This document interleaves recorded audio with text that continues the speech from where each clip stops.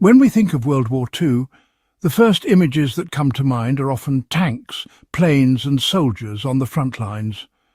But there was another side of the war, one that unfolded in kitchens, backyards and workshops.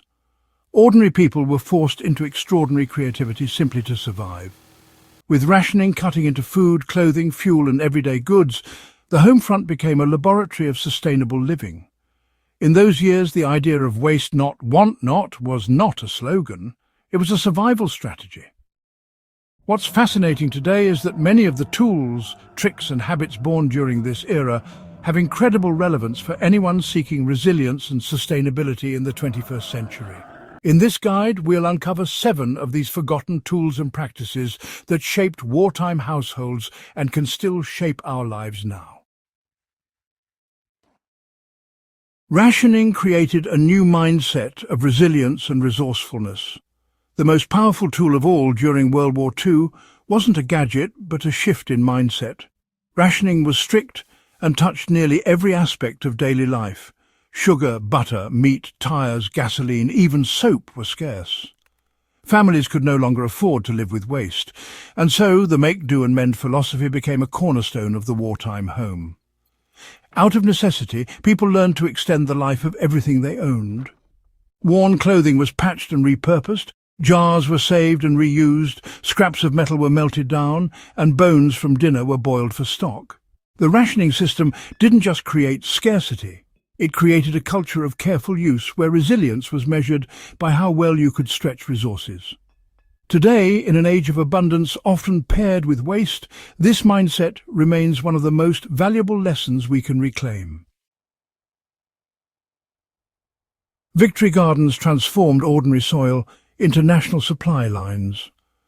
Perhaps the most iconic symbol of wartime self-sufficiency was the Victory Garden. With food imports restricted and commercial agriculture stretched thin, governments encouraged citizens to grow their own vegetables in yards, vacant lots and even city parks. By 1944, Americans planted more than 20 million Victory Gardens, supplying nearly 40% of the nation's vegetables. The gardens weren't just about food, they were about morale, independence and participation in the war effort. People learned composting, soil care and seasonal planting out of necessity. Today, as urban gardening and local food movements rise again, the Victory Garden stands as a reminder that communities can secure a surprising amount of their own food with small plots of soil and consistent effort. Home preservation methods made food security possible without modern appliances.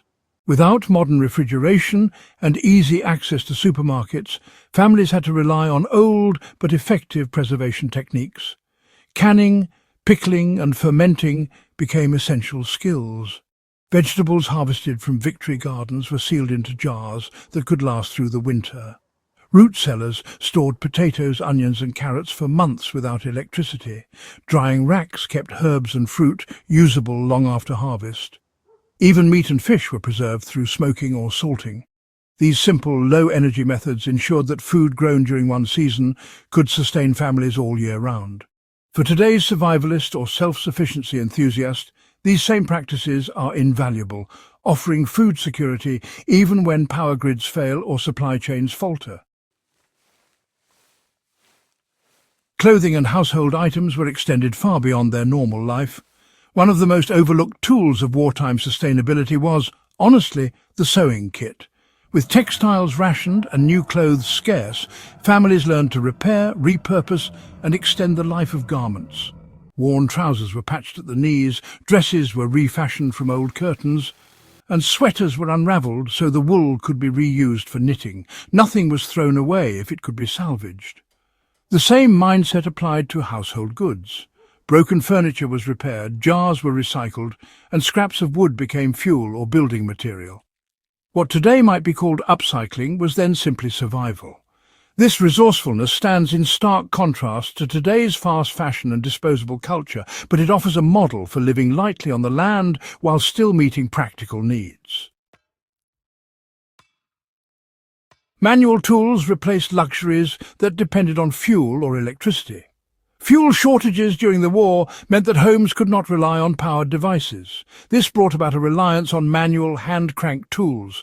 Coffee grinders, sewing machines, egg beaters and radios powered by winding mechanisms were common.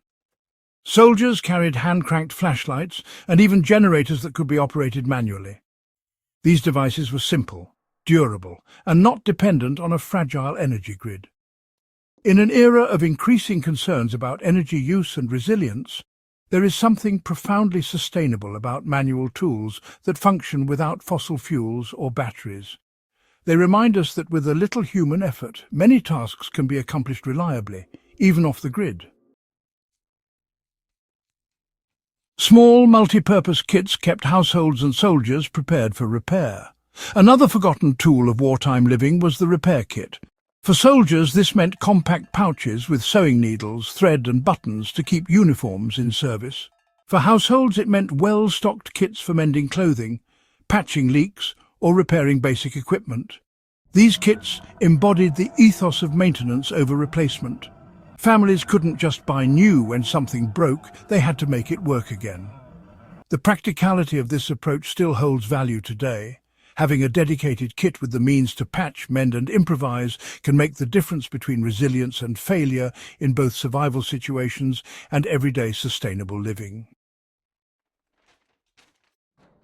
Communities discovered that sharing and cooperation were as valuable as tools. Finally, one of the most powerful but overlooked tools of World War II sustainability was community itself. With shortages everywhere, neighbours shared food, traded skills and pooled resources. Cooperative canning centres allowed families without equipment to preserve food. Tool libraries, barter systems and community kitchens flourished. Skills were passed from one household to another. Knitting, gardening, carpentry and cooking were taught freely within neighbourhoods. The spirit of mutual aid not only carried families through hard years, but also built bonds of trust and resilience that lasted well beyond the war. For anyone preparing for uncertainty today, the lesson is clear. No one thrives in isolation. Strong communities may be the most important survival tool of all. The legacy of wartime sustainability offers a guide for today. When we look back at World War II, it is easy to focus on the machines of war. But behind the front lines, a quieter, equally important story was unfolding. Ordinary families, armed not with weapons but with ingenuity, created systems of sustainable living that hold remarkable lessons for us today. Rationing taught us to value resources. Victory gardens showed the power of local food. Preservation techniques provided security without modern technology. Sewing kits and repair practices proved the worth of extending the life of goods. Manual tools offered independence from fragile energy systems. Community cooperation reinforced resilience in the hardest times. These 7 forgotten tools are more than relics. They are practical models for how we can live more sustainably now. In an age of global uncertainty, fragile supply chains and environmental strain, the wisdom of wartime households might just be what helps us navigate the challenges ahead. If these forgotten tools of World War II inspired you, make sure to subscribe to Backyard Wisdom for more deep dives into history's practical lessons.